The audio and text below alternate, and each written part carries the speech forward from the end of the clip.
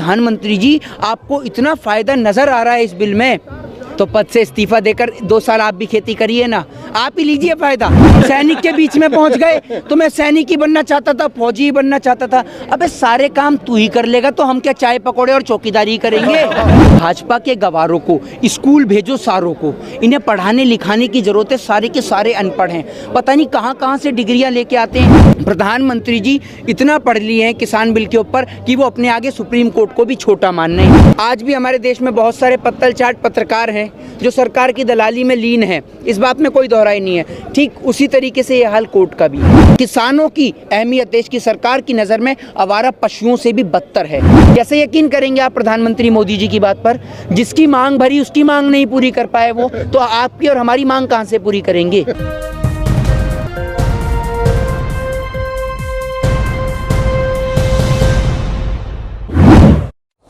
वो जी supreme court के फैसले पर आपका क्या रुख है? लग रहा है जैसे कि हल निकल गया है किसान आंदोलन का। देखिए, जब इस देश की सरकार इस देश की न्याय प्रणाली पर दबाव डालती है तो शर्मसार हो जाती हैं ये तस्वीरें कि हमारे देश की जो सरकार है, देखिए सभी लोग जानते हैं जिस तरीके से जो हाल आज इस देश के अंदर पत्रकारिता का है, वही सेम हाल हमारे देश में कोर्ट का भी है। इस बात में कोई दोहराई नहीं है। जिस तरीके से आपने देखा कि आज भी हमारे देश में बहुत सारे पत्तल चाट पत्रकार हैं जो सरकार की दलाली में लीन है, इस बात में कोई दोहराई नहीं है। ठीक उसी तरीके से ये हाल कोर्ट का भी है। लेकिन कोर्ट पे इस तरीके के हम लोग डायरेक्ट टिप्पणी कुछ लोग नहीं कर सकते। मैं खुद कानून का छात्र हूं और देश की सुप्रीम कोर्ट को, न्यायपालिका को लोगों के मन में विश्वास जगाना होगा कि वो उनके लिए कुछ कर सकती है।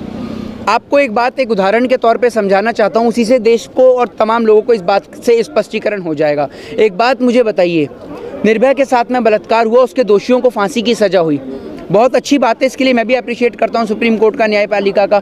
लेकिन आप एक बात बताइए कि जब हमारे देश के अंदर बलात्कार करने वाला अगर गरीब हो तो फांसी के तख्ते पर लटका दो, और अगर बलात्कार करने वाला आसाराम, राम रहीम, कुलदीप सिंह सेंगर, चिन्मयानंद, नित्यानंद जैसा हो तो उसे बैठाल के जेल की रोटी खिलाओ। तो आखिर कोर्ट का ऐसा दोहरा चरित्र दोनों लोगों को लेकर क्यों? तो देश की न्यायपालिका के ऊपर लोगों का जो विश्वास है वो धीरे धीरे कम होता जा रहा है। उसका भी एक कारण है। एक बात मुझे बताइए, इस देश का लॉ, इस देश का कानून, आर्टिकल 19 आपको और मुझे परमिशन देता है प्रोटेस्ट करने की, लेकिन देश के किसानों को प्रोटेस्ट नहीं करने दिया जाता। उनके ऊपर वाटर कैनन से पानी भी छोड़ा जाता है, उनके लिए कोबरा वायर्स का भी प्रयोग किया जाता है। कोबरा वायर्स के बारे में अगर आप इंस्ट्रक्शन पढ़ें ना, तो कोबरा वायर्स के इंस्ट्रक्शन ऐसे हैं कि आप वो कोबरा वायर्स, वो कटीले तार अपने खेत में नहीं लगा सकते आवारा पशुओं को रोकने के लिए, लेकिन देश की सरकार ने देश के किसानों को रोकने के लिए लगाए। मतलब किसानों की अहमियत देश की सरकार की नज़र में आवारा पशुओं से भी बदतर है, जो देश की सरकार ने उन कोबरा वायर्स को लगाया। आज आपको एक बात बता दूं, आज देश के किसान यहाँ पर बैठे हुए हैं। आप क्या इस किसान आंदोलन को कुछ लोगों ने मजाक में ले लिया है? देश की सरकार जो ध्यान नहीं दे रही, अरे आप लोग इसको मजाक में मत लीजिए और उसकी ओर ध्यान केंद्रित करिए, क्योंकि लगभग 2 महीने के, 1.5 से 2 महीने के सफ़र के दौरान 60 से ज़्यादा किसान भाइयों ने यहाँ आकर शहादत दे चुके हैं। आपने कभी सोचा है कि उनका घर और परिवार कैसे चलेगा? और वो लोग कहते हैं जो ये आतंकवादी हैं, खालिस्तानी हैं, टेररिस्ट है, पाकिस्तानी हैं। एक बात बताइए, टेररिस्ट, आतंकवादी, पाकिस्तानी, खालिस्तानी दूसरों की जान लेते हैं, लेकिन ये लोगों का पेट भरने वाला किसान है। और उन लोगों ने, जिन लोगों ने यहाँ सुसाइड करा, आत्महत्या करी है, उसका भी कारण है। उसका कारण ये है कि जिस भूमि को आज़ाद कराने में, जिस मातृभूमि को आज़ाद कराने में उन्होंने, उनके वीरों ने, उनके वीर जो पहले रहे थे, पूर्वजों ने देश के खातिर लहू बहाया, आज उस भारत देश की मिट्टी पर क्या हो रहा है? ये आपके लिए, मेरे लिए, दोनों के लिए शर्म की बात है कि आज 21वीं सदी के दौरान देश का पेट भरने वाले देश के किसान आज यहाँ सड़कों पर बैठे हुए हैं और आप और हम उसके लिए कुछ नहीं कर सकते। अगर इस देश के किसान के लिए अगर हमें अपना सीना भी देना पड़े ना, तो मैं अपने आप को बहुत सौभाग्यशील मानूंगा कि ये जो मेरा सीना है ये देश के किसान के लिए काम आया। और आपकी और हमारी कोई औकात नहीं है कि हम देश के किसान को समझाएं, और ना देश की सरकार की औकात है। अरे देश की सरकार ने इस देश को भले ही कुछ नहीं दिया, लेकिन इस देश के किसानों ने देश की सरकार से, नेताओं से लेकर अभिनेताओं तक, देश के तमाम लोगों को बहुत कुछ दिया है। और आप बात करते हैं पाकिस्तान की, अरे एक बात बताइए, पाकिस्तान में जितनी कंपनियां हैं ना, उससे ज़्यादा कंपनियां तो हमारे साहब बेच चुके हैं, समझ रहे हैं? तो भारत देश की तुलना ऐसे देशों से नहीं की जाती। आप प्रधानमंत्री मोदी जी की बात करते हैं, कैसे यकीन करेंगे आप प्रधानमंत्री मोदी जी की बात पर? जिसकी मांग भरी उसकी मांग नहीं पूरी कर पाए वो, तो आपकी और हमारी मांग कहाँ से पूरी करेंगे? लेकिन वो तो कहते हैं कि मैंने त्याग दिया, वो तो उनका एक निजी मामला होगा ना, उस पर जाना सही नहीं है। निजी मामला हो गया, त्याग दिया? आप देश के अंदर के चुनाव आयोग के इंस्ट्रक्शन आपने पढ़े? चुनाव आयोग ने जब प्रधानमंत्री मोदी जी चुनाव लड़े थे तो वो चुनाव आयोग के द्वारा आज भी वो कॉलम खाली है, और अगर प्रधानमंत्री जी की जगह पे कोई और होता है तो उसका नामांकन रद्द कर दिया जाता है। तो प्रधानमंत्री जी ने का नामांकन क्यों रद्द नहीं किया गया?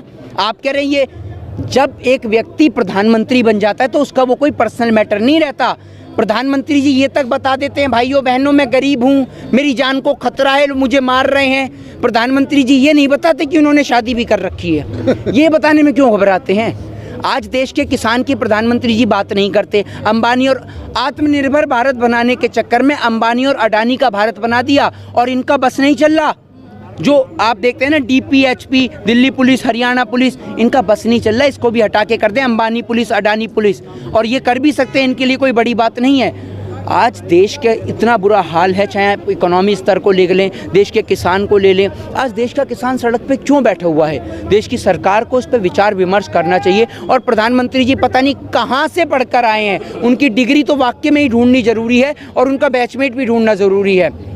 प्रधानमंत्री जी इतना पढ़ लिए हैं किसान बिल के ऊपर कि वो अपने आगे सुप्रीम कोर्ट को भी छोटा मान रहे हैं। सुप्रीम कोर्ट को भी बिल समझ में नहीं आ रहा, ये प्रधानमंत्री जी का कहना है, मैं नहीं कह रहा। हेमा मालिनी कह रही है कि किसानों को बिल समझ में नहीं आ रहा, इन्हें पता ही नहीं है कि ये क्या बिल्कुल हेमा मालिनी जी को ही समझ में आता है। हेमा मालिनी जी आपने अभिनेता से छोड़ दिया है क्या? अभिनेता आप नहीं करती, अब आपने अपने घर के अंदर गेहूँ चावल उगा रखे हैं क्या? मैं अभी हेमा मालिनी जी के घर के बाहर ही प्रोटेस्ट करके आया था, जिसके कारण मैं 2 दिन सीआईडी की कस्टडी में भी रहा।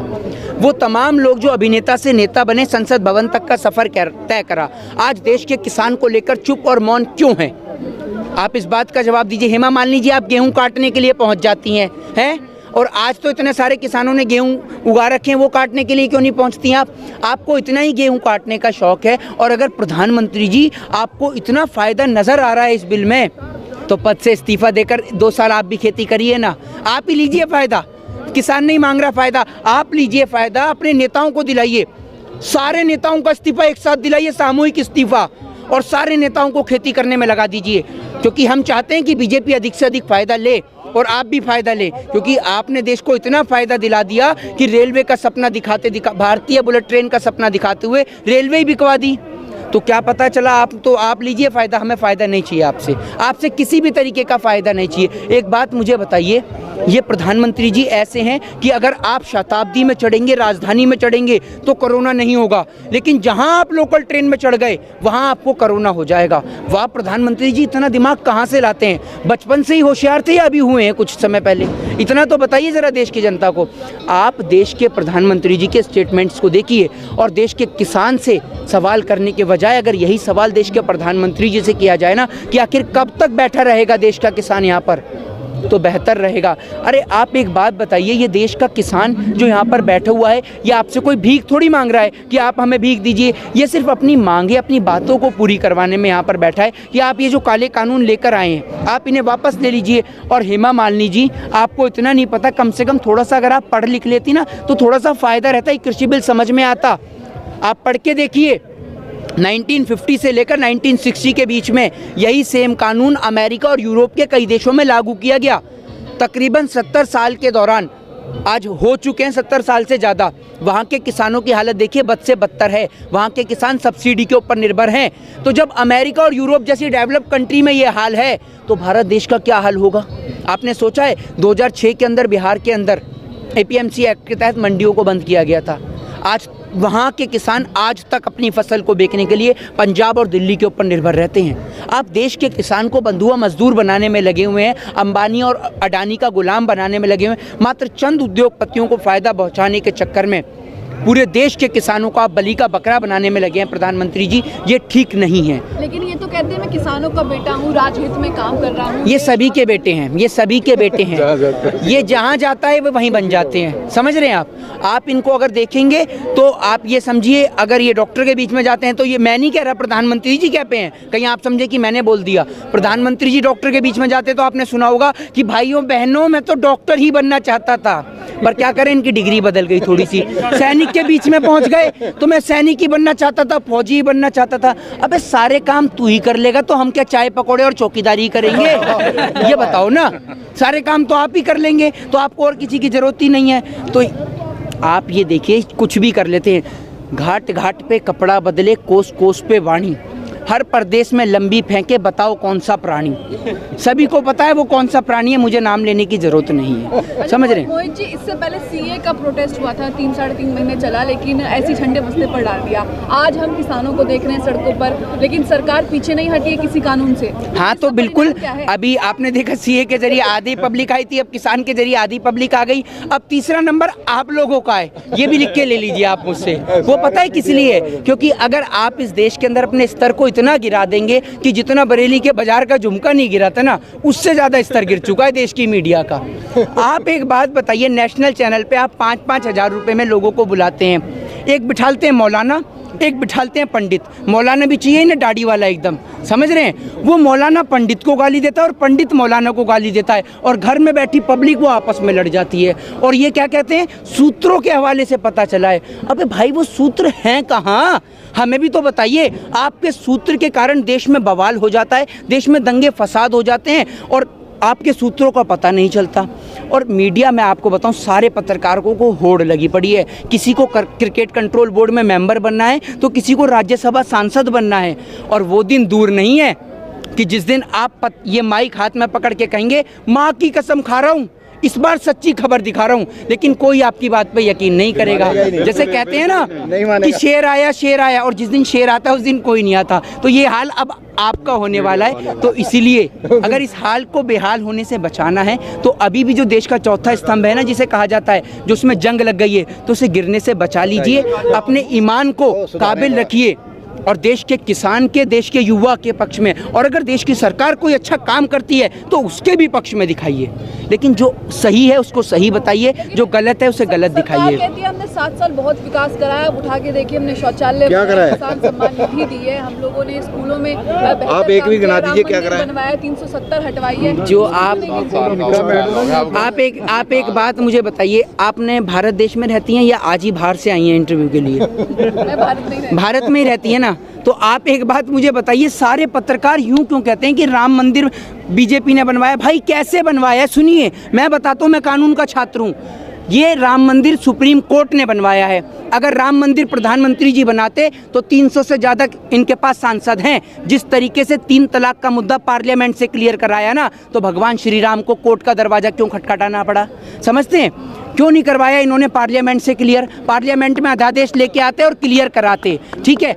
और आपको एक बात बता दूं, तो देश का इतिहास पढ़िए, धारा 370 के बारे में रीड करके देखिए। जिस टाइम पे लगी थी, जिस टाइम पे आपने देखा होगा कि 365 जो देसी रियासतें थी, जिनको मिलाया सरदार वल्लभ भाई पटेल ने, तो आप पढ़ के देखिए कि अगर धारा 370 लगी थी तो क्यों लगी थी, और देश का जो बंटवारा हुआ था वो भी किन लोगों के कारण हुआ था। और अगर शहीद भगत सिंह के खिलाफ जिसने विरोध में गवाही दी थी, वो सर सादीलाल कौन था? वो आरएसएस का था, समझ रहे हैं। और शहीद भगत सिंह का केस किसी हिंदू ने नहीं लड़ा था, वो मुस्लिम ने लड़ा था। तो ये भारत देश है।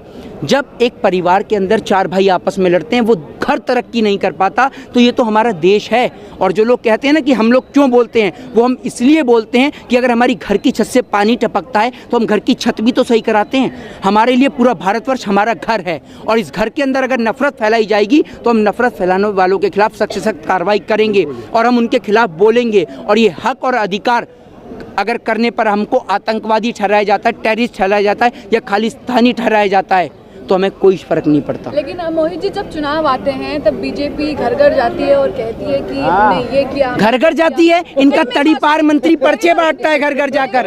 हाँ, तब यही वो हिंदू मुस्लिम का मसला लाती है और देखिए जीत जाती है हर बार। फिर ये इलाज कैसे होगा इनका? तो ऐसी जीत दी जाएगी ना। हिंदू मुस्लिम की बात ये है ना कि सुनिए मेरी बात, आज आप ये देखिए कि जिस तरीके से लोकल ट्रेन नहीं खोली गई, आज स्कूल बंद है देश का, क्योंकि अगर पढ़ेगा इंडिया तो भाजपा से सवाल पूछेगा इंडिया।